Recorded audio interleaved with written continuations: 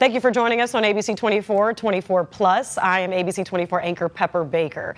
The Shelby County primary elections are on May 5th, and there's a lot of candidates pulling petitions for their chosen party. But there's a process to actually be bona fide as a candidate in that party. So the perfect person to break down that process is here with me at the table on the Democratic side. So the Shelby County Democratic Party Chair Willie Simon is here today. Thank you for joining us. Thank you so much for having me. Perfect. So we know that this can be a complex process, so let's just take it down to a simple level here. What exactly does the Shelby County Democratic Party do?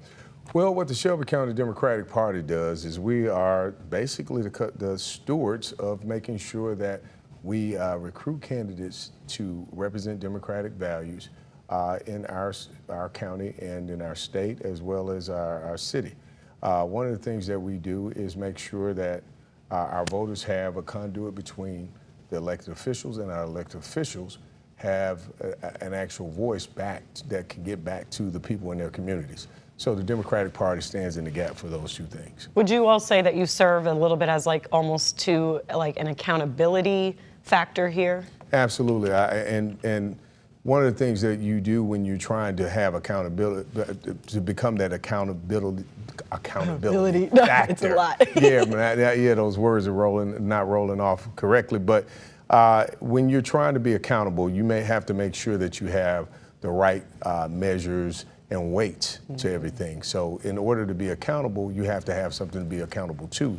And hence we have policies, hence we have procedures and processes that we have to be accountable to. Right, okay. So you mentioned the state and the national level as well. That's one question I wanted to kind of clarify with you here. So you are the chair of the Shelby County Democratic Party. Yes. How does that make you different from the state or the Tennessee Democratic Party and then the National Democratic Party? So of course the state party is responsible for all the counties in Tennessee and all the parties that report up to them. And of course the DNC is the DNC. They're over everyone. And we pretty much try to align, we do align with both groups, and but there are some specific things to the Shelby County Democratic Party that we try to put in place to make sure we keep party engagement, to make sure we have alignment, and to make sure that those things align with democratic values that are all over the nation, whether it be here or on the state level. We want to make sure that we are aligned. Okay, we're going to get into those specifics a little bit, but I want to take us back down to the local level here in Shelby County. So let's say that I want to run for a county position and I pull a petition from the Democratic Party or as a Democrat, but that doesn't necessarily guarantee that I am a Democratic candidate quite yet. So what is that process from pulling a petition to then having to be bona fide? So this whole process is just really vetting. And I like to use analogies sometimes when we speak about things. It's just like if I decided that I want to be a part of an organization, I may be a good candidate to be a part of an organization, but the organization has specific rules that I need to follow in order to become a viable candidate for that organization. They may require me to fill out an application. They might require me to show financial records. They might require me to show my social media so they can determine whether or not I am a person that fits the bill for their particular organization. The Shelby County Democratic Party, we are the stewards of the democratic process here in the Democratic Party initiatives here in Shelby County. So what we have is we have some things that we put together that are basically guardrails and metrics so that we can kind of gauge where a person aligns with the party. So it's not something that says, oh, you're a Democrat or you're a bigger Democrat because you do this, but it's something to give you a baseline of where you are. One of the big questions I get every time somebody says they want to run, like when you use yourself, if Pepper wanted to run for office, Pepper would come to me and say, hey, Willie, I want to be a Democrat. I vote Democrat, but what does it take to run for office? And so what we'll do is we'll break down those particular items that we would like to see in your record to show you running for office. But if Pepper was 18 years old and Pepper may not meet some, she decides, hey, I'm 18, now I want to be the mayor. And trying to be the mayor at 18, there are provisions for being a mayor. There are rules around even running for mayor. But as a Democratic candidate, there are going to be some rules around whether we pick you as our representative, as the person that's going to run for that office. And being 18 is not a disqualifier. What happens is you'll be evaluated, information goes up, and even though we have rules that that may not align with your particular experience, we'll take other things in consideration, and we don't make the ultimate decision. What happens is that decision is made by our primary board, not by the Shelby County Democratic Party as an executive committee, but it goes to our primary board, and our primary board takes that information and makes basically an assessment of that person, and then it goes to our state party, who determines whether or not a person appears on the ballot or not. Okay, so there's a lot of checks and balances here, not just with the Shelby County Democratic Party. So when people use the word fix, you would have to have a lot of people to fix something. Sounds like it.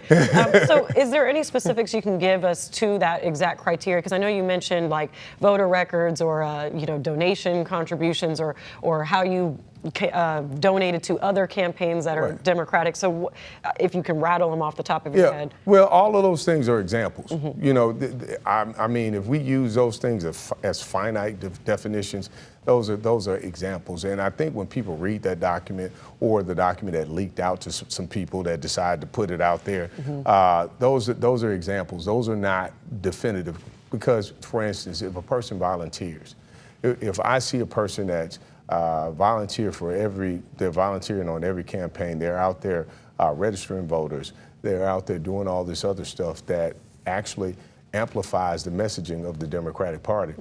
I would be crazy to say, hey, this person doesn't qualify as a Democrat, because they've done everything they need to do to align with the party. But if I see somebody that has never done any of those things and never has coalesced with a Democrat or even talked about democracy, and then they jump on all of a sudden, they jump out there and say, hey, I want to run under the banner, then we have to look a little closer. And we always welcome new people, because sometimes you come to the realization that I'm on the wrong side. And if you are on, we welcome people that want to come on the right side of this whole thing. We consider ourselves the right side. So when you come on the right side, we want to give you some clear, finite things that you can look at to see if you align with what the party, where the party's going, and what we're trying to do as a party.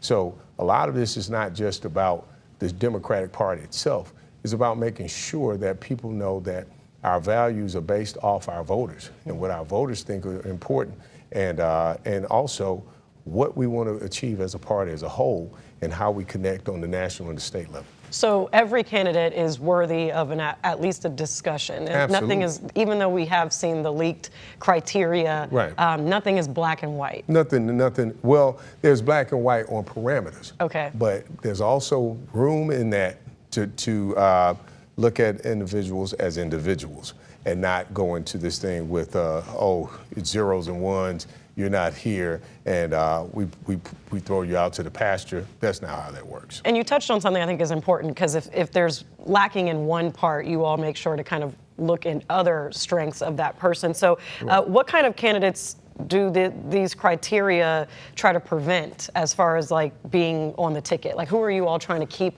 off?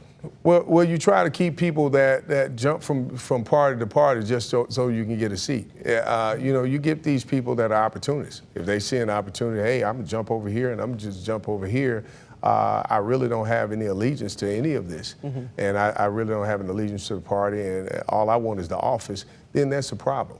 That's something, and it's harder to prove because it's such a gray area, but you have to have some more dialogue about that, and that's why you would have a weight and a measure to try to determine whether or not this person actually meets the criteria that you would expect for somebody that wants to run as a candidate in your party. Understood. So the process here seems pretty lengthy, in my opinion.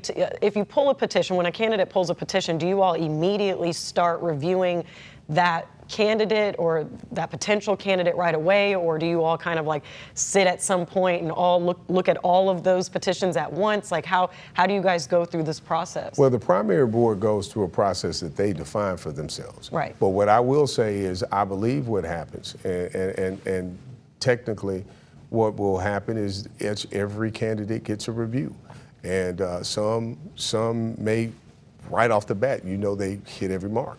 And it's because of, historically, if we have a tenured politician that has shown that they meet all the criteria. We would be crazy to sit there and say, oh, now we got to send it to the state and we got to have a conversation about this person. But their voting record shows everything. Their participation in the Democratic Party shows everything.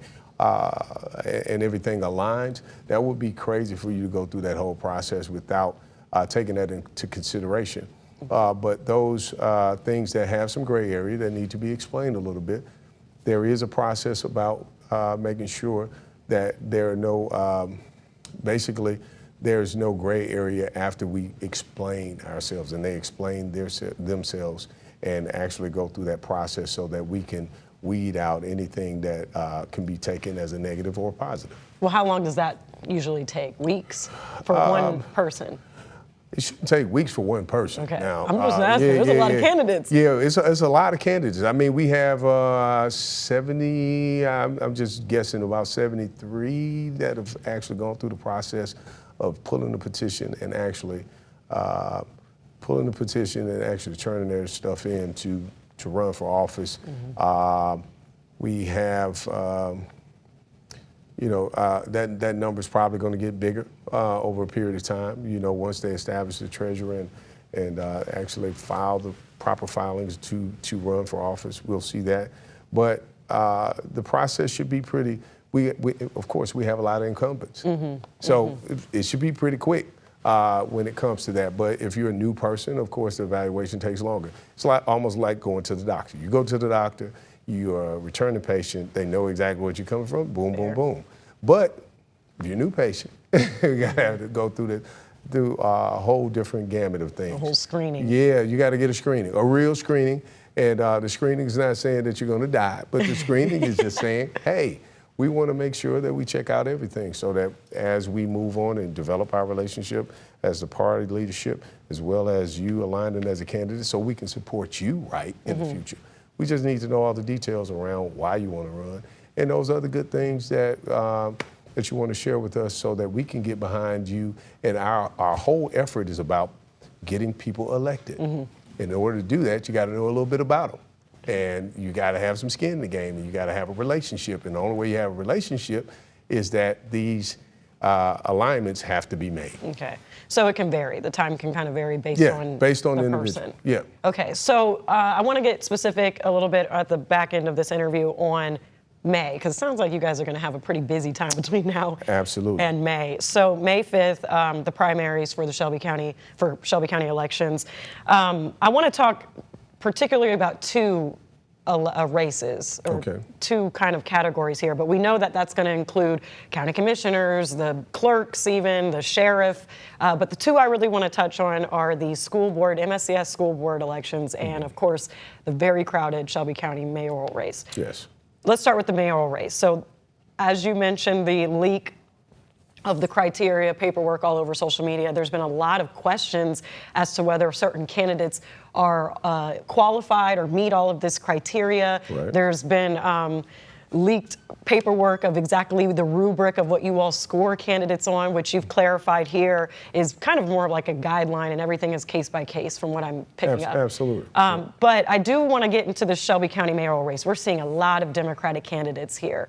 So how are you all approaching the process as it stands right now? I believe they've all pulled their petitions, working to get signatures if they haven't already, and now entering that bonification process. So are you able to tell us, are all of them qualified? Is there anybody that isn't qualified, or are you all currently reviewing? Well, the primary board is reviewing, and I can't speak to that because I am not the chair of the primary board. I'm sure you're not envious of that job. I'm the chair of the Shelby County Democratic Party, but we're interested to see who comes out of this thing.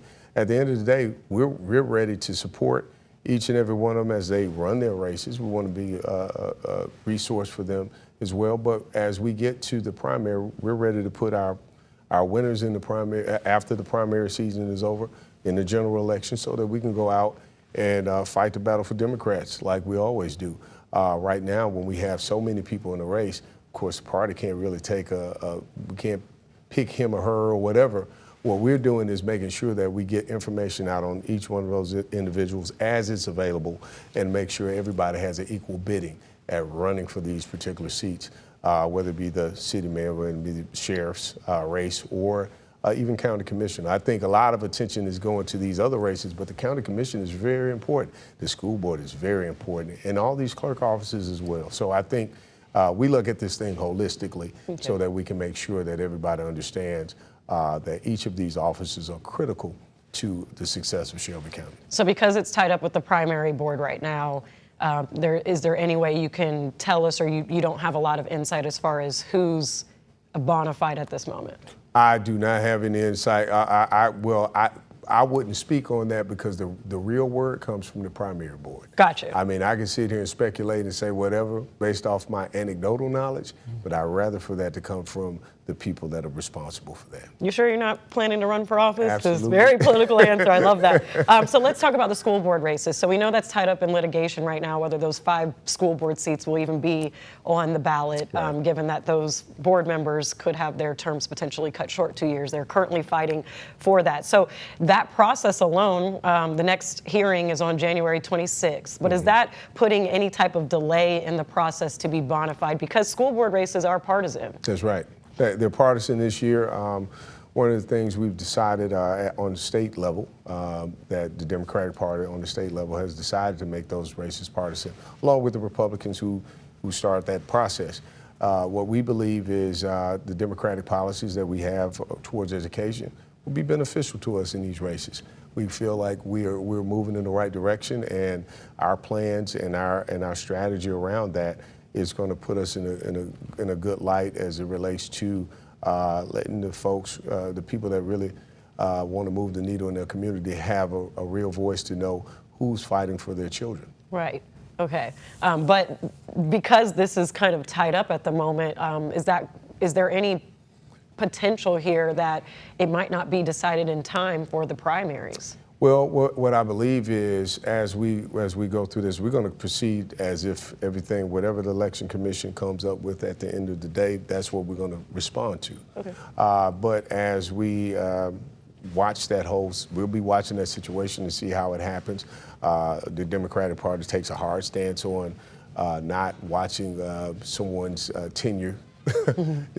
So tenure being shortened, but nevertheless, when the courts decide, we're going to respond to that, in kind and be ready. Okay. Yeah. Wow. Tall order there. So lasting questions here. When it comes to a candidate going through the process of pulling the petition, then going through the vetting process of bonification, and then let's say during that process, whether they've pulled a petition or whether they win the seat, have you all ever experienced having to debonify somebody or declare that they are no longer fit as a Democratic candidate or elected official? That has happened. Unfortunately, that has happened. I was not a part of that. I wasn't part of the leadership when that took place, but there are reasons why that would happen. I can see if a person, and there are rules in our bylaws that kind of outline what would kind of put you in that place. And we never want to have to do something like that, but if the alignment is not there anymore and we see things that are basically affecting the integrity of what we tell our community that we stand for, and we misrepresent the party in any kind of way like that, I think that becomes something that that really doesn't. There's a suggestion that comes from our local party, but the state garnishes that power to basically debonify people. Okay. Yes. Well, I think you all have your work cut out for you this year because this is going to be a crazy primary race.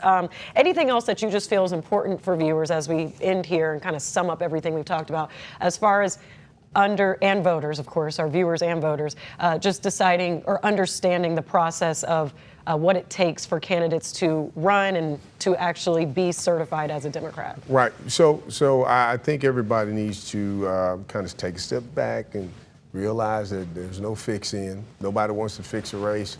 We welcome as many people into the mix as possible that are qualified. Because one of the things that happens is, we don't want to have this thing where people feel like that there are no guardrails, there are no kind of guidelines that we have in place, because in order to improve a process, in order to improve candidates, you have to have some kind of weight or measure. And so that's what those things are. As we move forward, those things are not just so concrete to the point they don't change, right, but they are dynamic enough to make sure that it responds to the needs of the people. And what I've been told and what I've gotten from community, from the community, that people have actually called me and say, hey, what does it take? And then I don't like the way a certain person is representing, or I'm an old Democrat from way back when, and we didn't do that then, and that kind of thing. And when you hear that, what you want to do is make sure that you're constantly trying to improve the process. You're constantly trying to be transparent in the process, and you're also making sure that the process is transparent, and that your whole goal is to improve the candidates that you put in these races. And I just want to make sure that people understand that the Democratic Party is not into going and actually canceling people, but we are more into making sure that people are aligned with democratic processes and making sure that they run a race that is reflective of the people in their community, that represents democratic values. Because you can choose to run any other with any other party, but if you choose the Democratic Party, we're going to make sure you're aligned with democratic values. When do you think that there will be the decision on knowing? I know the two races I focused on was the mayoral, the county mayoral race and the school boards. When, at least let's start with the mayoral county race. When do you think that those candidates, the announcement of whether or not they are bona fide? I wish I can speak to that, but I cannot, because I am not the chair of that particular. But I do know that it will be, they're starting as early as next week. As information comes to them, they're vetting people as we speak, and I think that will happen pretty quickly. But again, I can't speak to the exact times, because although I'm the chair of the Shelby County Democratic Party, the Shelby County Democratic Party primary board operates autonomously on those types of issues. I don't have any kind of jurisdiction over them. They are the body that makes those decisions. Okay. You are in contact with all candidates looking to run as Democrats? Absolutely. Anybody that calls me, they know they can get me, and we have a conversation. Those that want to meet, I've met with several, and those that decide they don't want to meet, but they meet with the primary board, they do that as well. I like talking to all the candidates, so I like giving them an expectation and showing where the party's trying to go to, and what our mindset is about why, and really find out why they want to run, but show them how we want to coalesce with one another and figure out how to get you across that finish line. That's our job, to make sure we get people elected.